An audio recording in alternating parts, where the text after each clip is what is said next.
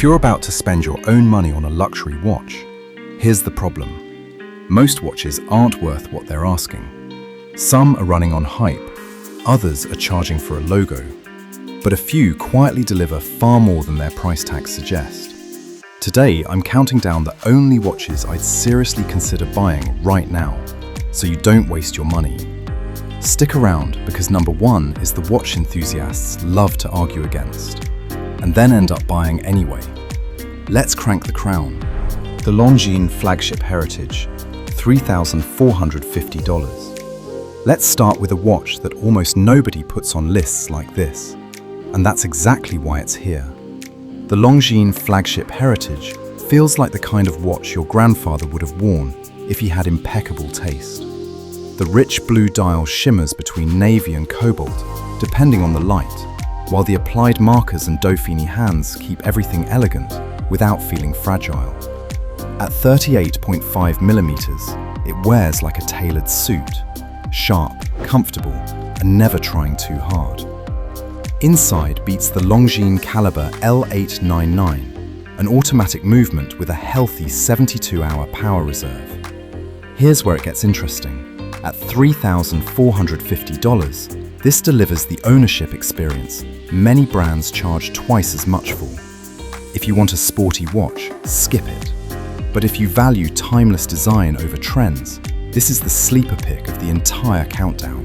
If any of these watches catch your attention, you'll find links below to exquisite timepieces, a trusted partner I've personally bought from and confidently recommend.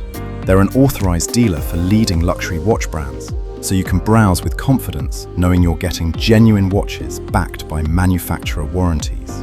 If you'd like to check current availability, you'll find the links in the description. The Breitling Superocean Heritage B31, $6,800. Breitling has spent years trying to convince people it's more than oversized pilot watches. With the new Superocean, I think they've finally done it.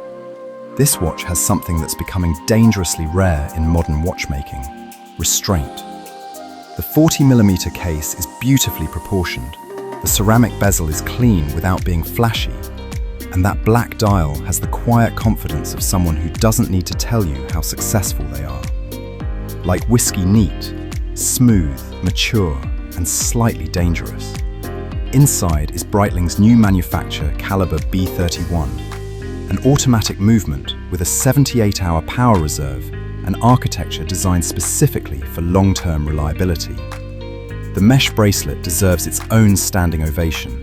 It transforms the entire watch. Here's the catch. If you're chasing heritage, buy a Submariner or a Seamaster.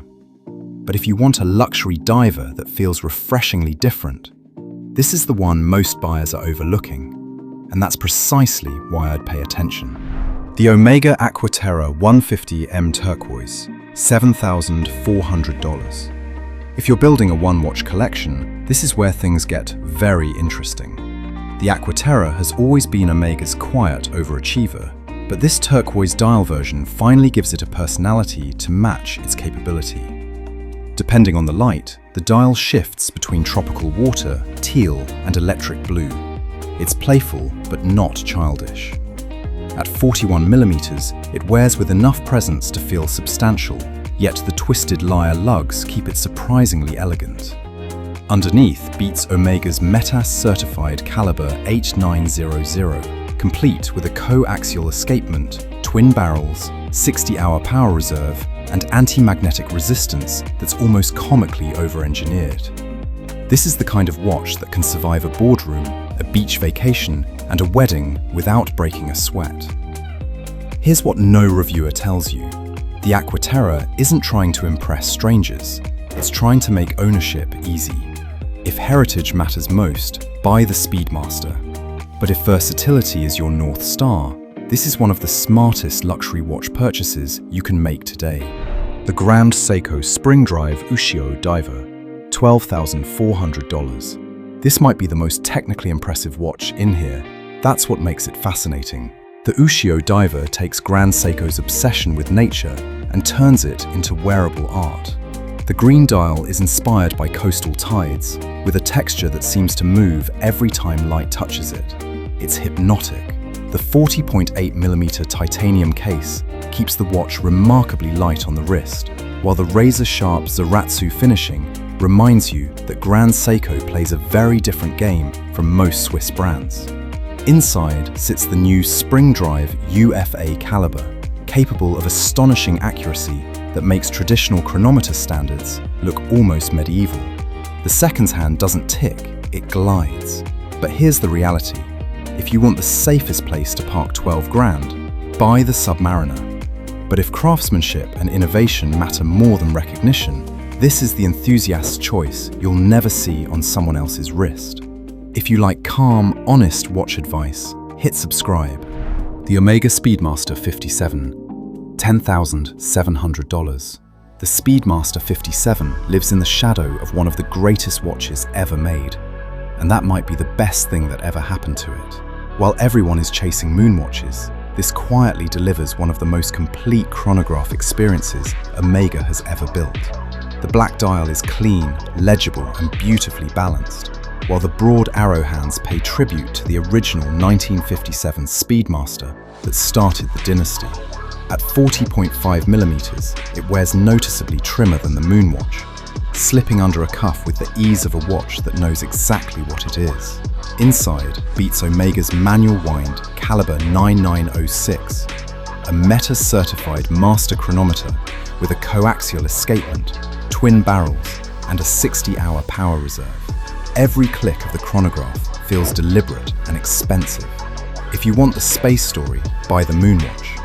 But if you want the better everyday chronograph, this is the Speedmaster I'd spend my own money on. The Tudor Black Bay 58 Burgundy, $5,350. If someone gave me $5,350 and said, "Don't let me make a mistake," this is probably where I'd start.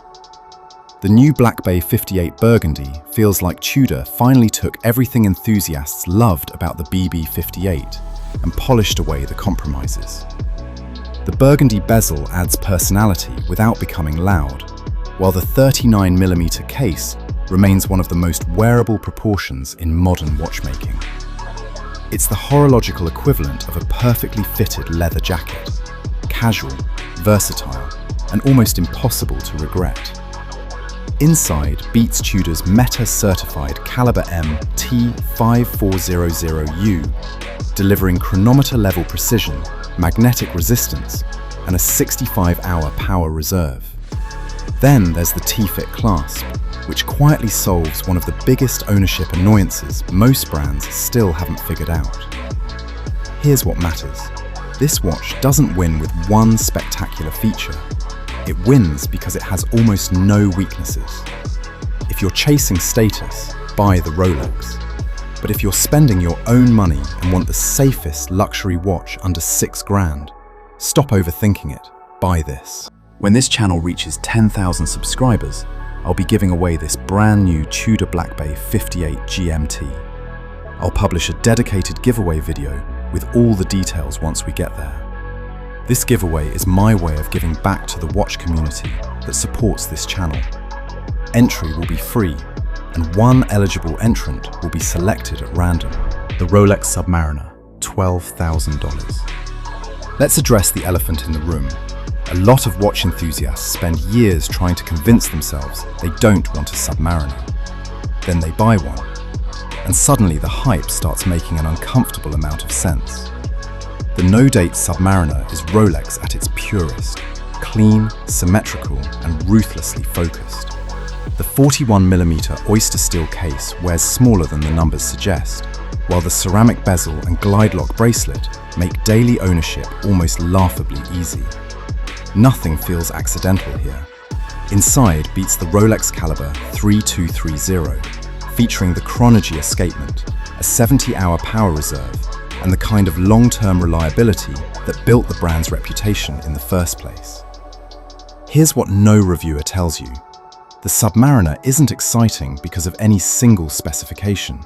It's exciting because everything works exactly as it should. At around $12,000 pre-owned, this isn't the cheapest watch here. But if I could only buy one watch from this entire list and live with it for the next 20 years, this is where my money goes. So what did we learn?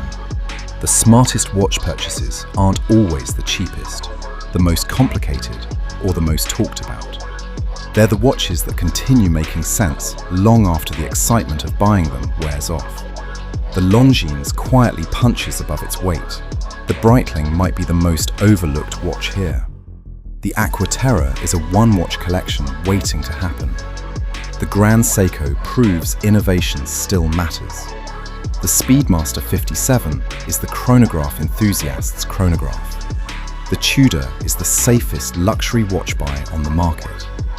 And the Submariner? Well, sometimes the benchmark is the benchmark for a reason. Now I'm curious, which watch would you actually spend your own money on? And which one do you think I ranked completely wrong? Let me know in the comments below. If any of these watches have been whispering to you, I've linked them below through an authorized dealer I trust. Some of those links help support the channel, and I genuinely appreciate it. And you get the full manufacturer warranty. It's one less thing to worry about. If you enjoyed this video, please like and subscribe. And if you like this video, you should watch this next one on the screen because you might like it as well.